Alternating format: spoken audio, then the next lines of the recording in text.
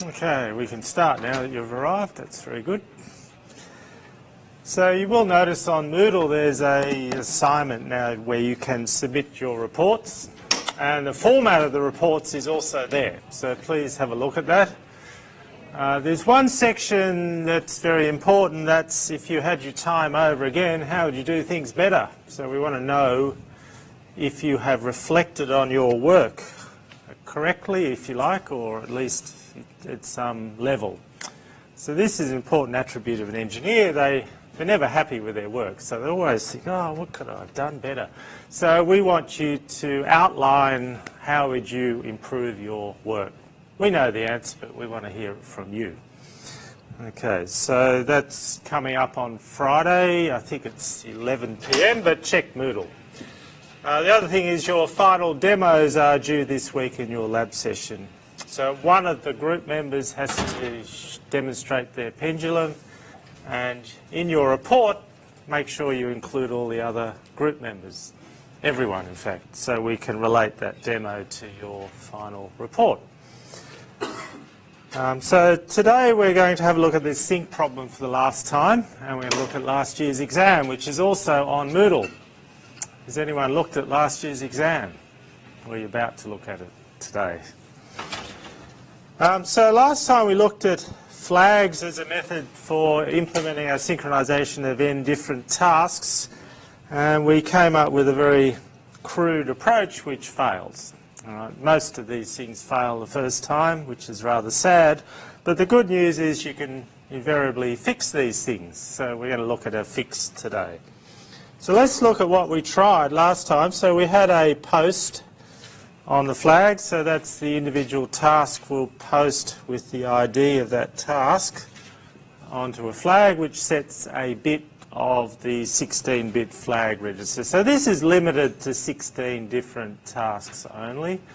The other method is only limited to the number of tasks that we had in the operating system, which is 63 in the version you're using in the lab.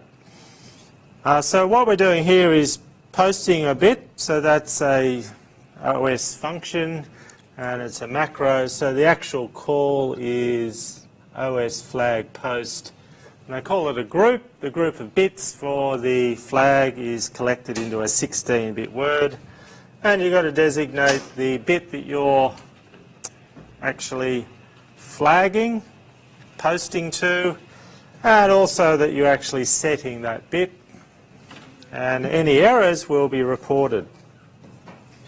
Now it turns out the code is by default only half there. I discovered this by trying to clear a bit, and it gave me an error because the code needs to be enabled through the configuration.h file. So just watch out. You should always check errors because sometimes the configuration of the operating system doesn't allow you to do certain things unless you enable that code. So it's just a single flag in the configuration file. Okay, so we post and then we wait for everyone to post their bits. So that is when every task has come along and done the post flag. And then we clear and we start again. So that's then should synchronize all n tasks. However, the problem is that we can, in fact, post all bits. So we can get to here. We can then pen the first guy that gets there, waits for all the bits to be set, and that particular task can then clear straight away the flag register, which then prevents other tasks getting through the penned operation. All right, so you can imagine a task setting the bit and then a context switch happens. They haven't got to the penned, and another task gets to the penned and gets through and then clears this flag, stopping all others getting through with this particular implementation. So it's not particularly clever. We need to be smarter about how we do this. All right, so here is a solution which involves 3 flags, surprisingly. Yeah. So the problem is we need to wait for everyone to pen on the flag, the second part here. If we don't wait for everyone to do this, then you can't safely clear the flag because there may be a task that is waiting for that all the bits to be set, and that won't of course happen if someone clears the flag. So here's how it works. So we do the same thing, we post to the flag with our ID, so that sets the appropriate bit coming in, and then we pend on the flag. So we're waiting for every other task to come through and do their thing with the flag. So that's fine. So once we had the problem that if we cleared this flag immediately, you stop others that haven't quite got through the pend, this pend here, so that's not a good thing. So we'll come back to flag 3 in a moment. But if we arrive at this point here, so all tasks have actually finished the previous synchronization, but we'll come back to that. So what we're going to do is set up another flag where we make everyone get through that, all pending on all the bits. And once we get through that, so we do the same thing. We now post on a second flag and we wait for everyone to get through that flag pending. And then once we get to this point here, we know that everyone, all the other tasks, have actually got through the previous statements up here. Okay, because they have posted on the second flag. All right, so we know everyone's posted on the second flag, so everyone has completed the first block of code.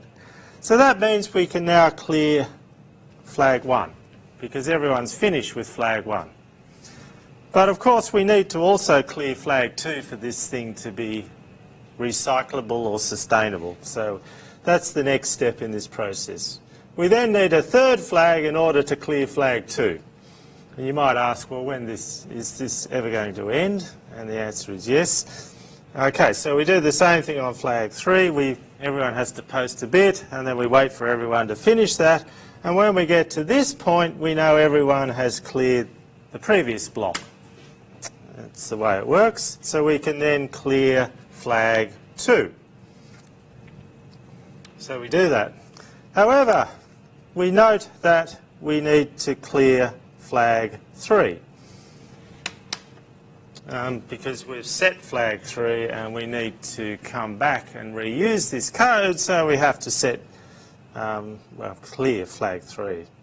Okay, and that's why we do it up here. We do that at the start because we know everyone has then exited this block once we get to this point here on the next call. All right, so this might sound very complicated. In fact, it is required that you do all of this for this to work. So you can have a look at that code later and analyse it. So I will now set you a couple of challenges, something to think about. Can you find a 3, we've just seen as 3 flag, can you find a 2 flag solution to this problem? And the answer is yes, but you need to clear flag bits as well as set them in order to do that.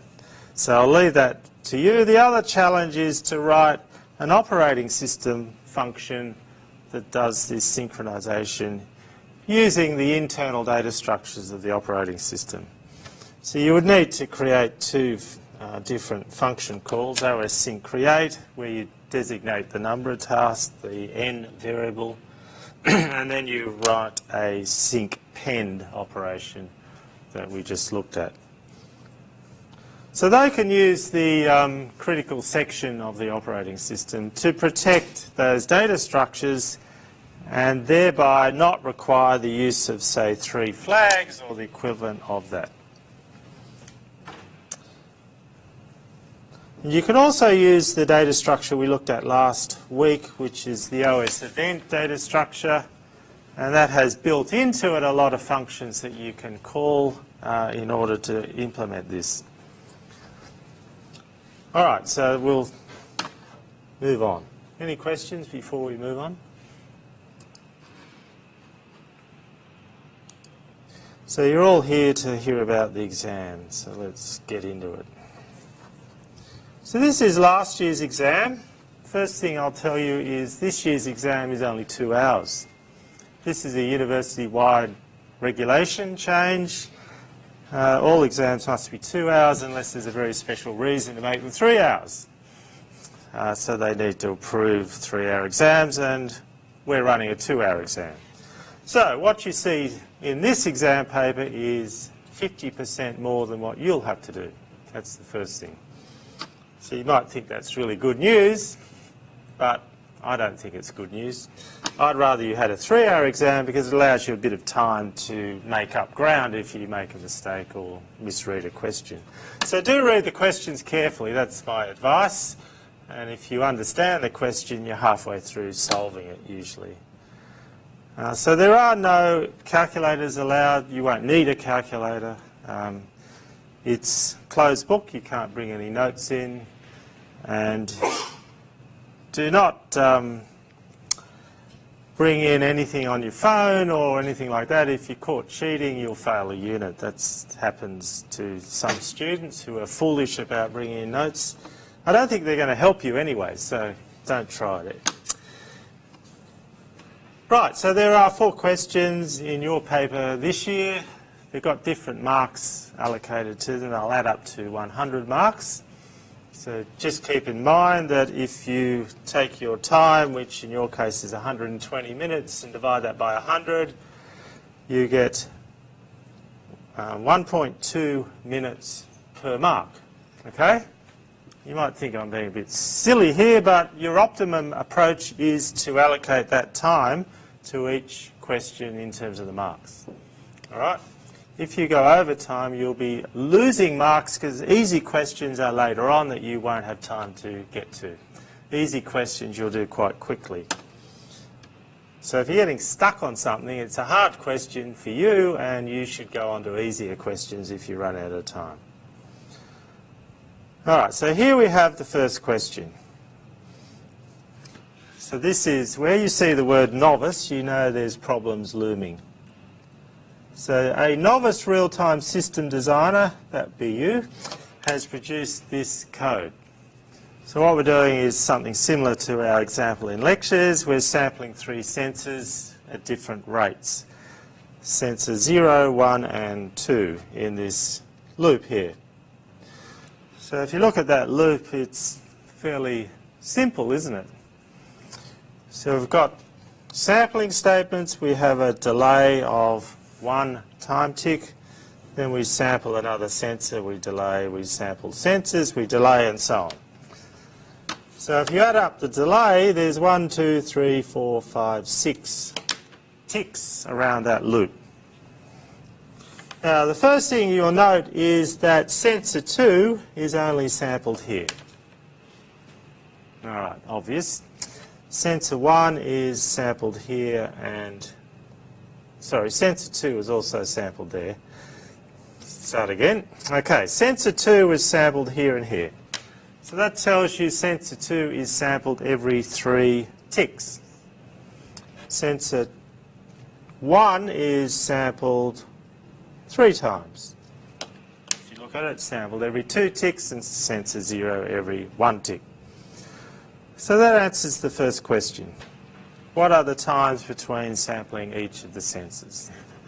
These are quite easy, aren't they? So you'll note this exam starts with a really easy question and build up your confidence. That's what we do. So easy marks, 3 marks. Now, when I marked this last year, a lot of people didn't write down the answer to the question. They did all sorts of stuff, writing down stuff they knew. They were saying, okay, sensor 1 and 2 were sampled at the same time. We didn't ask that, okay? Answer the question. So the number, you're looking for the number of timer ticks between each sample. Very specific. I can't give you marks to answers to the wrong question when you're marking this. That's something you've got to remember. Okay, so the next question is rewrite, simplify the code by splitting the task into 2 tasks. In fact, exactly 2 tasks.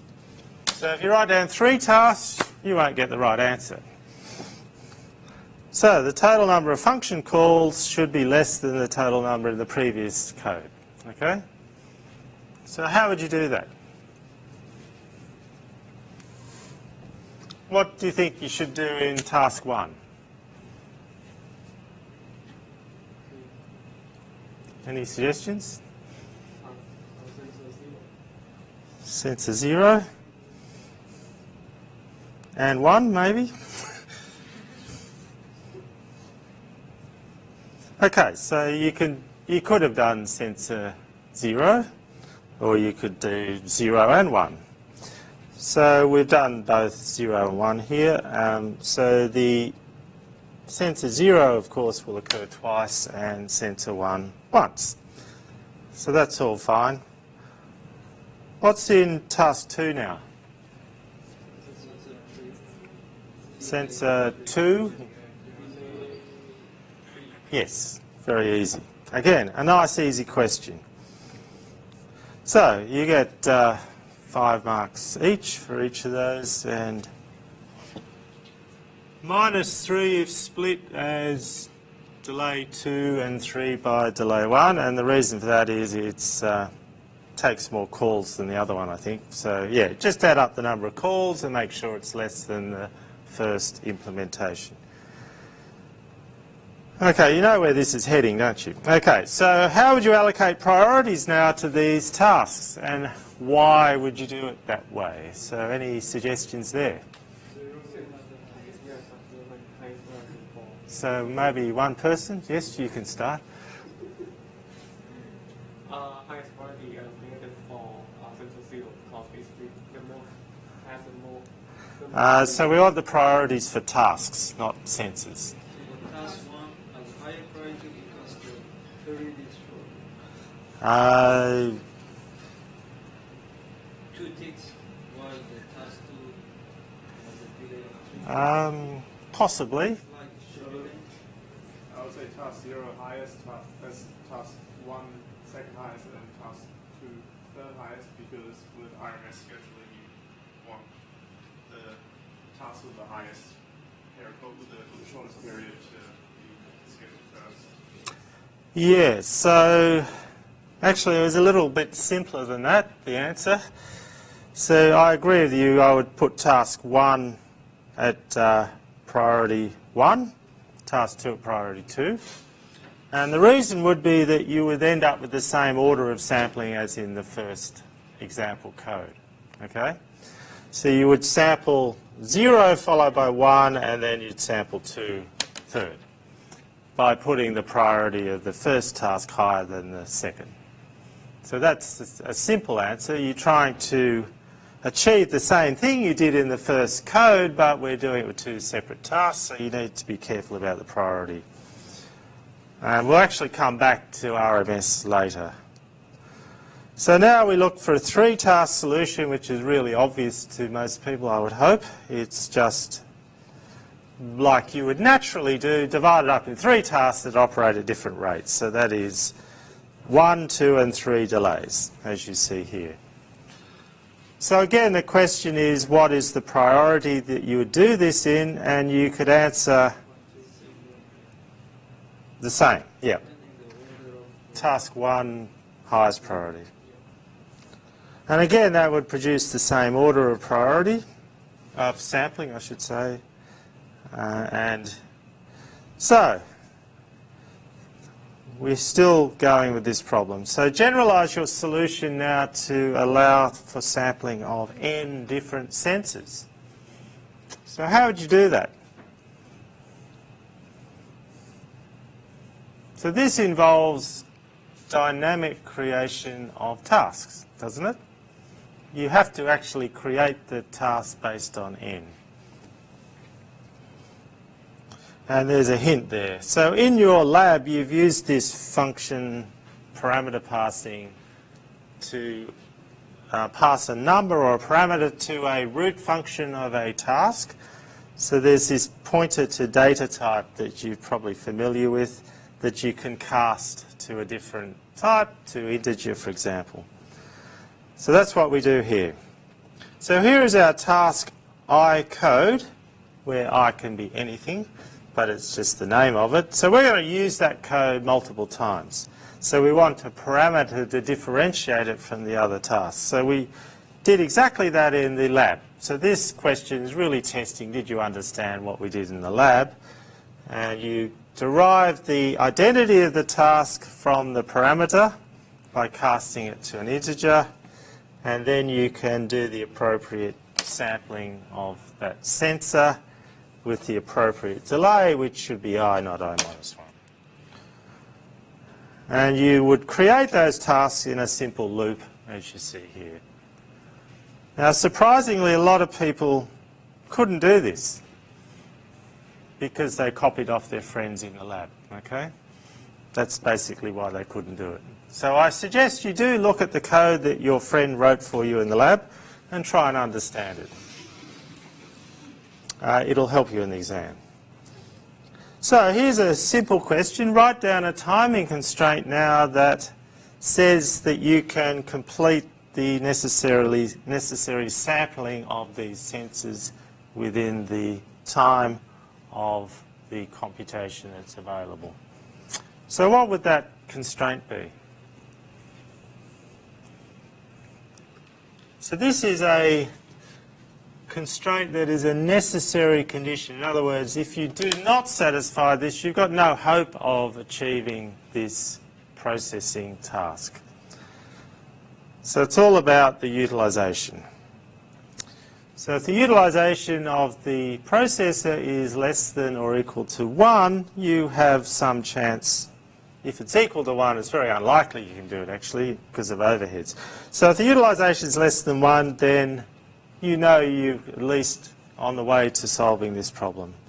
So that's the sum of the execution times divided by the sampling period. So you've done that with RMS. You've looked at the utilisation. So if that's less than 1, that is a good starting point, a good necessary condition. And the next question is, if you were to have fixed priority tasks, so there is the possibility that you could dynamically alter the priorities of these tasks in the previous part, such as EDF, but if we were to fix them, how would you guarantee that all sensor sampling deadlines are met? So that's RMS. So what's the answer?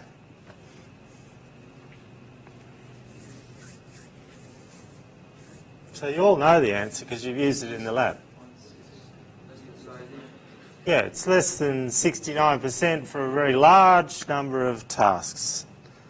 But you also need to allocate priorities, so you do that based on the order of the delays in each loop. If you want to be absolutely accurate, it's really n to the 1 on n minus 1 is the utilisation that guarantees RMS can meet the deadlines. Okay, so they're the sort of questions we like to ask where we're just testing your understanding of what these things mean. Yeah, that's really what this is about. So question 2 is about multiprocessor systems. So in the lab you did a multiprocessor implementation for 2 CPUs. So here we have shared memory in this question, so you're familiar with that because you've actually done it. Again, hopefully your friend didn't do that lab for you because it's not going to help you. All right, so what are we looking for here? So we want an arbitration circuit to orderly allow access to that shared memory. So that's really the answer that we're looking for here. The hardware requirements really relate to a arbitration circuit with request lines and acknowledge lines. So here is the complete specification of that circuit. So I think if I was in the exam, I would write an arbitration circuit is required. But I wouldn't see where in the question it's asking that we need to write that as request lines and acknowledge lines, and this extra information about requests dropping, like, how are we supposed to tell from the question that that's required for the remarks? Because I guess the answer is you've had experience with arbitration design and you know that is a requirement of arbitration circuits. Write as much as you know about. Well, it is, I guess it's asking what are the requirements in terms of the hardware. So that's a trigger for you. So the requirements do relate to the acknowledged lines being mutually exclusive. That's pretty clear for this question.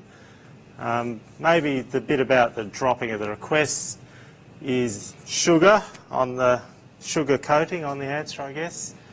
But look, if you've got space and you think it might be relevant, then you can slip it in there.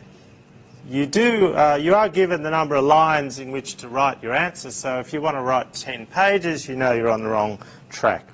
But I think it's fair enough. Yeah, the arbitration circuit, yes, that's pretty obvious, but there will be request lines that have to be sent to the arbitration from the different processes. So, and they have to satisfy conditions with the acknowledged signals. Yeah, I take your point. So a little bit of knowledge is helpful here. The other way to look at this is we're trying to sort out the good students from the average students from the poor students as well. So a really good student will put all of this in. And most people didn't. So that's interesting. Maybe the question could have been written a bit better, but yeah. So why is it important to know the relationship of the timing of the request signals, effectively what we're talking about here, in each processor? So then you should then describe different design requirements from a common clock versus independent clocks. So what's this all about? So in your lab, you remember you've got a common 50 megahertz clock that's driving both processors. But in practice, that may not happen. You might have independent clocking. So what's the issue?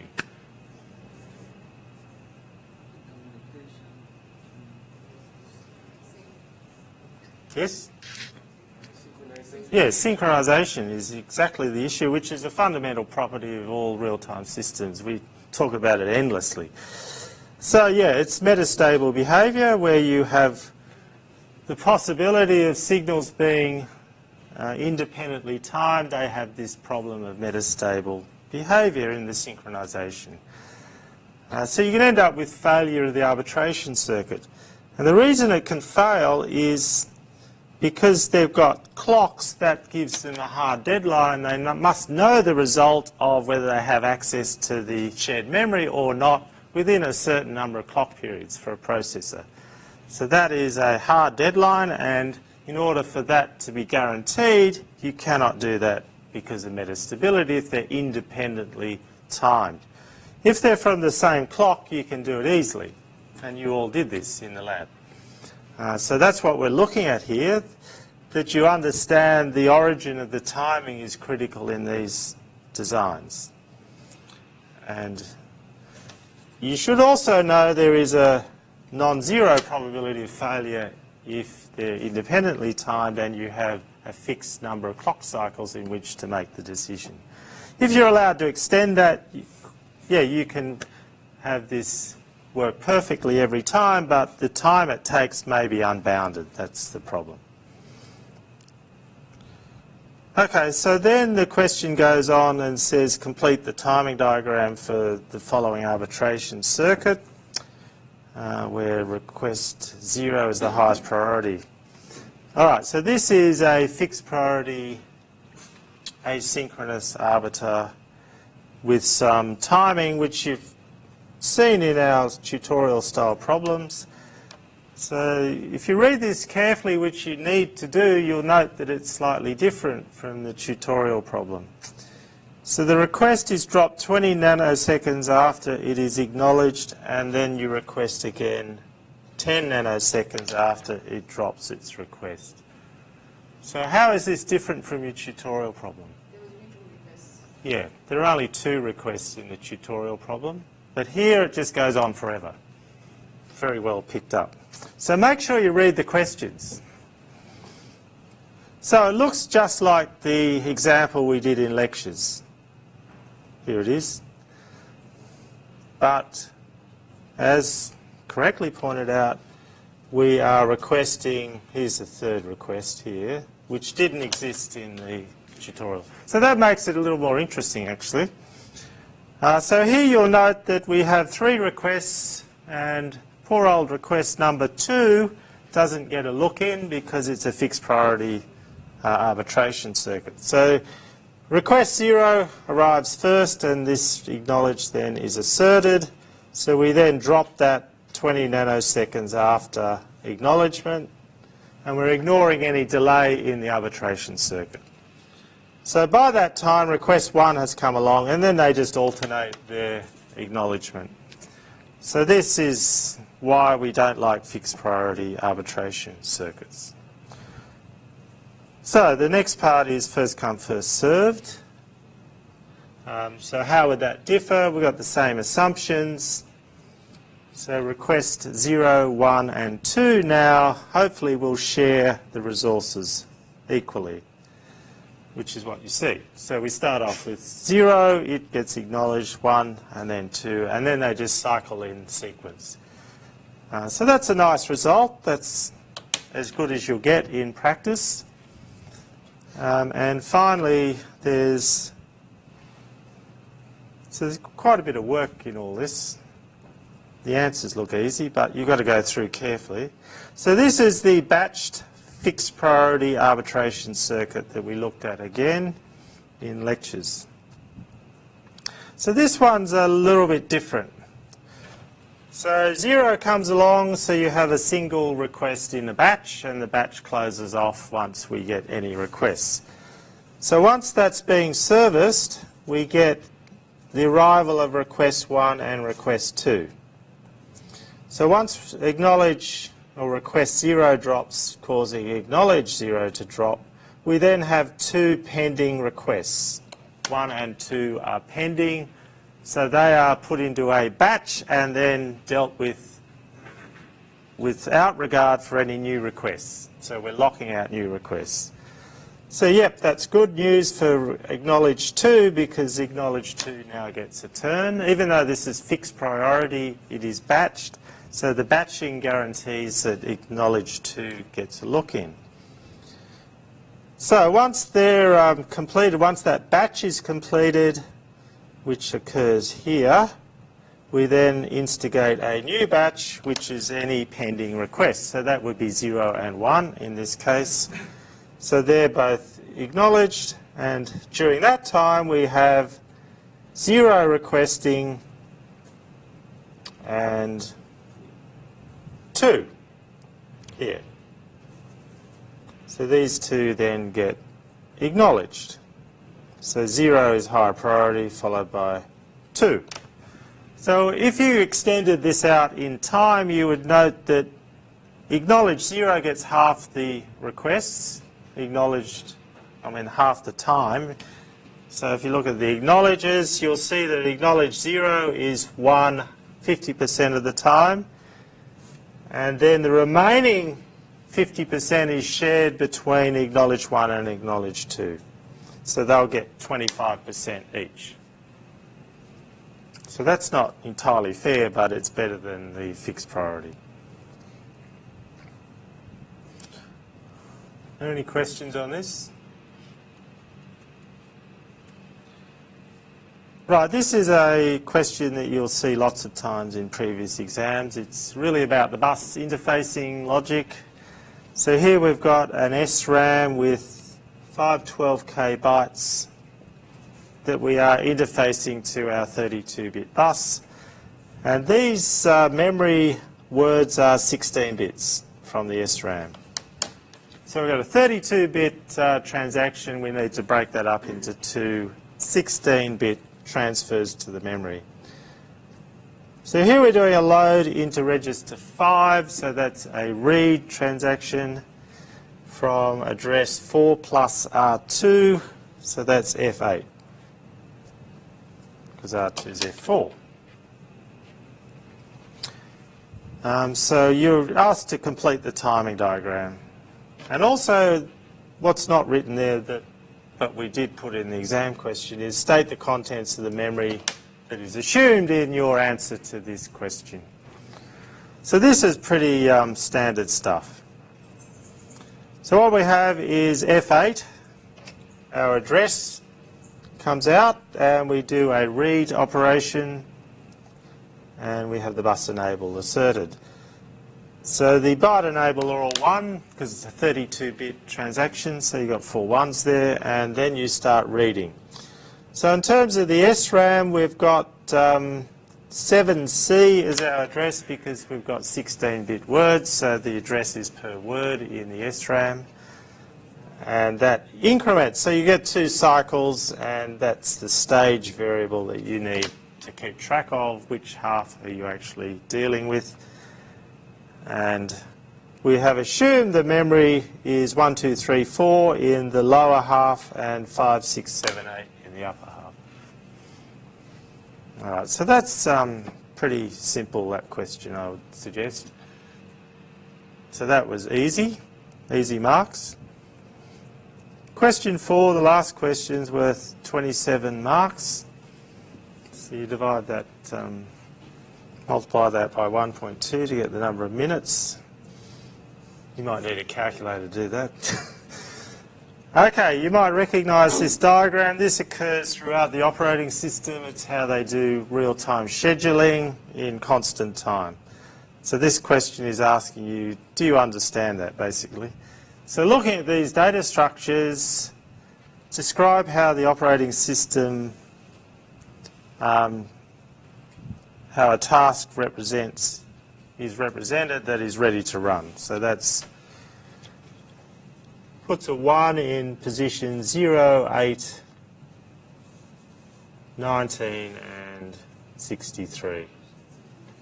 So you're asked to show what happens to the data structures in that situation where those tasks are ready to run. So again, if you understand this stuff, you can see you've got 0, 1 in these positions, and this one's a 4, 1, 0, 0 at the end, and the other guy's a 0, and you have 8, 0. So that's your answer. So in terms of the group, you then put in the bits where there's any 1 in those positions, and you should end up with 8, 7, hexadecimal. Okay, so the group value is indeed 8, 7, and then I've just designated each of those components. So that's a really easy question, if you understand what's going on there. So with reference to the ready table and the group bits, describe how the operating system achieves constant time scheduling to find the highest priority task. Okay, can anyone just describe that very quickly in words, because that's all you really need to do here. What's the methodology? How do we do it?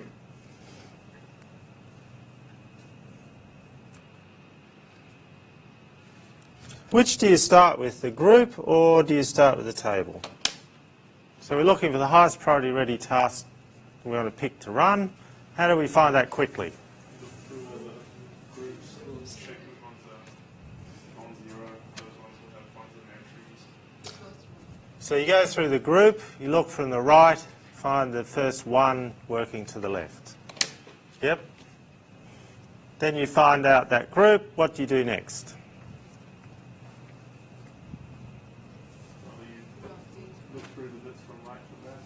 So we started off looking at this end of the group. We found a 1 immediately. That's good, nice and quick and easy. We then go to that 8 bits, and we do the same thing. We work from the right to the left, find the first 1. And that's the highest priority ready task. In this case, it's 0. So that's... All right, so how do we achieve that in constant time in terms of execution time of the operating system? How is that done? It's done with the unmap function. So that's a lookup table. So that's all you need to say. So if you said those 3 things, then you would get your marks. So that's all written there. There's a little bit more detail here. It's really about the X and Y dimensions in that array, but that you just put those together to get the highest priority. Okay, so the very last question here is about fixed point arithmetic. So this is something you should have experience with the pendulum project. So what we're saying is you're not allowed to use floating point.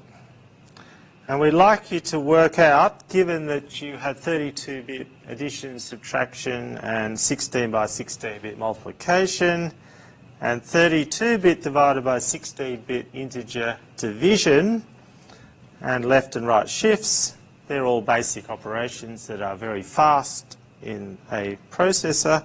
How would you then implement this particular expression, A multiplied by B divided by D plus C?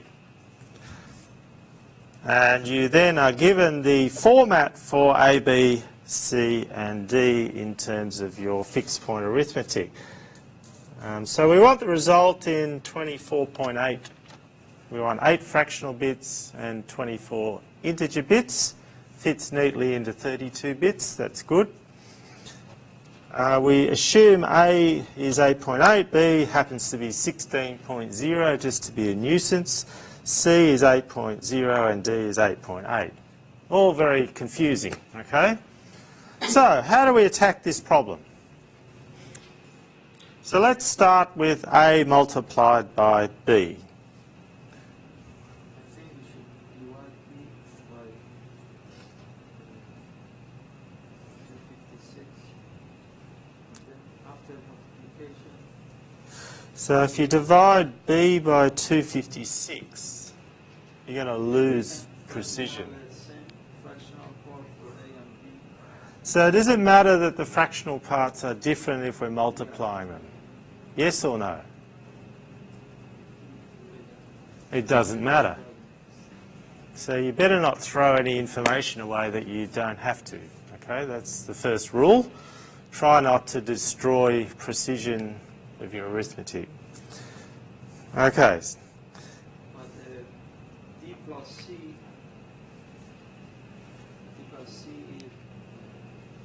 has no fractional part. Yes, you're right. You have to do something with D plus C because we must align the fractional point position in order for that to work with our integer arithmetic. Okay, so let's start with A times B. What do you want to do with A times B? So nothing. Nothing. So we're just going to multiply them. Yeah, I'm happy with that. So when we multiply them, what's the result going to be in terms of number of bits and number of fractional bits? 24.8. Good, 24.8. So that's what we want. So let's stick with that. There we go. 24.8, that's good. So now we have to divide by D plus C. So D is 8.8, C is 8.0. So what do you suggest we do? So convert C to 16.8. 0.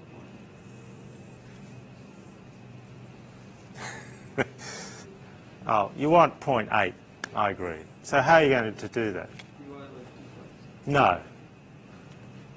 If you divide by 256, you're going to throw away 8 bits from the right-hand side. You do not want to do that. So you want to shift in. You want to convert. To the right. You want to shift it to the right. No, shift to the Right. left. Left. So if we shift C 8 bits to the left, we're going to collect 8 fractional bits. Okay? Does everyone see that? So we need to do that before we can add it to D. So D plus C we implement as C shifted left 8 and then we add that to D. So that's good. So that gives it a denominator which is actually, I think it's 16.8, really, to be honest.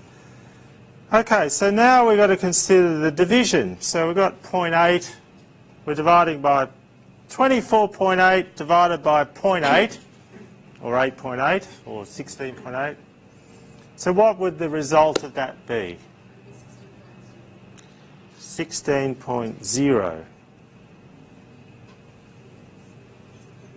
So that's no good, is it? Why not? So we want the result to have 8 fractional bits. So how do we achieve that?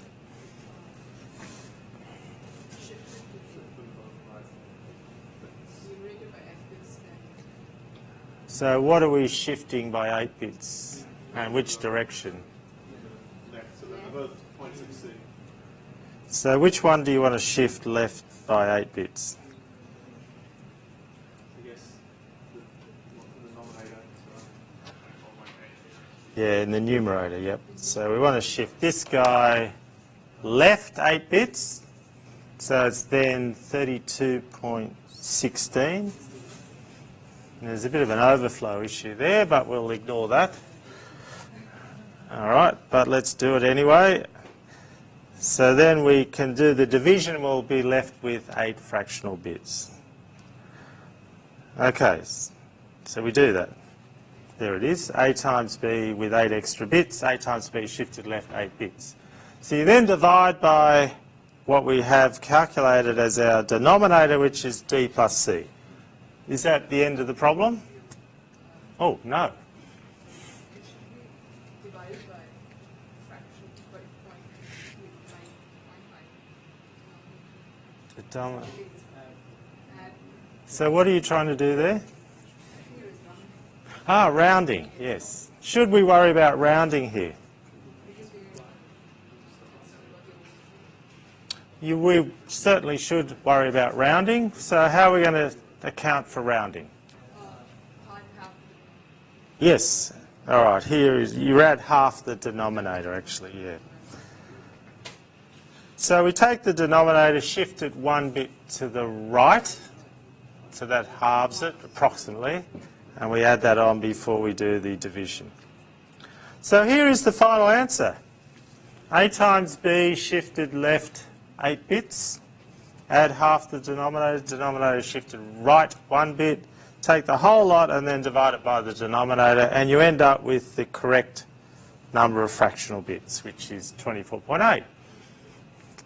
Luckily for you guys, we can ignore the possibility of overflow, because there was an issue when we shifted left 8 bits here. You could have ended up with some bits falling off the left-hand side if you had a 32-bit register.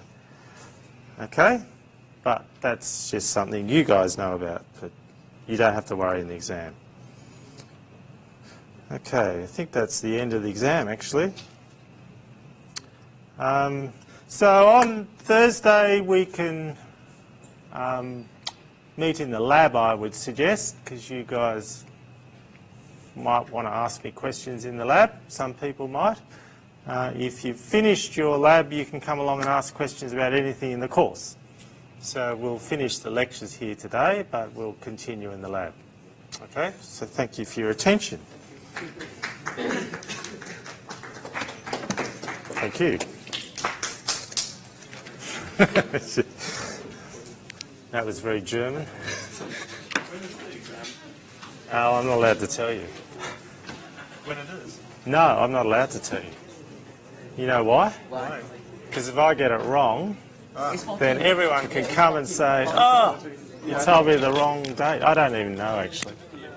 I put it in my calendar. I've already got my That's fine, you're not allowed to tell. I am not allowed to tell you. Because if lecturers tell students when the exam is, they can blame the lecturer if the lecturer makes a mistake. And it's your responsibility to look it up. It's been a bit of an issue in the past, actually. Okay. I think it's on at 6 o'clock, isn't it? Oh, Yeah, yeah, yeah. I've already got my supplementary exam. Oh, excellent. So you got the really hard exam, haven't you? I'm always teasing you about that. Yes. Yes. I'll see you in the lab. same figure here.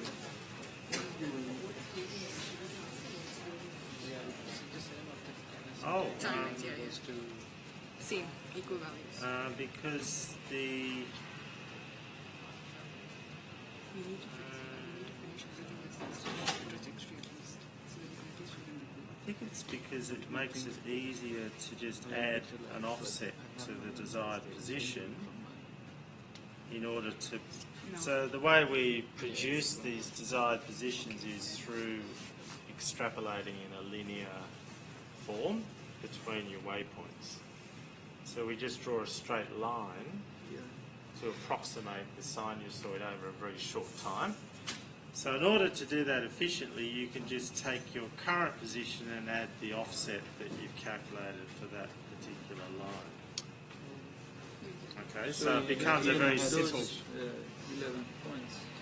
You need to do some calculation. Yeah, you do, because you're sampling here at 10 milliseconds, and that we are actually may every be 13 shorter. milliseconds we are getting the same desired position. Well, no, that will depend on the period of the pendulum, and that varies. So you can't guarantee it's going to be 30 milliseconds, for example. But the idea there is just to simplify it through an incremental change in desired position. Yeah. Also, last time we talked about the theta max, and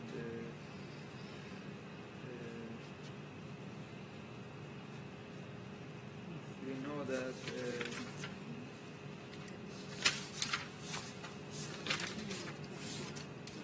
according to this, Oh, yes, yes. so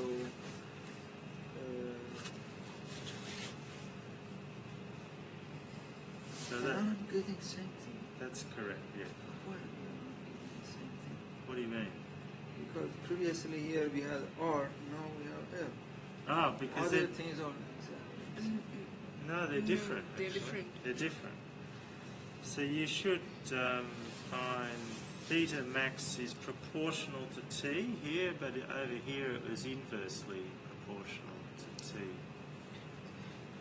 Sure. It is directly proportional. The only difference is with the length of the pendulum. Sure. Yeah, And that's there's a why, 4 that's pi. what I'm saying. There's There's 2 2 pi, yeah, exactly. 2 pi. No, it's So actually it directly will be- proportional to T. Directly proportional. Always. You said Yeah. that find it in terms of L, which is inversely proportional. But Right. but L- I'm not getting inversely proportional. well, that's correct. It's just Correct, whether okay. this. And I'm using this and it's working correctly. Yeah, that's correct. Yeah, yeah. So Okay. So it's Um, correct. And, maybe I was you- confused actually inversely proportional. It's directly proportional to T and yes, inversely proportional to L. it's odd because the. Just have a look.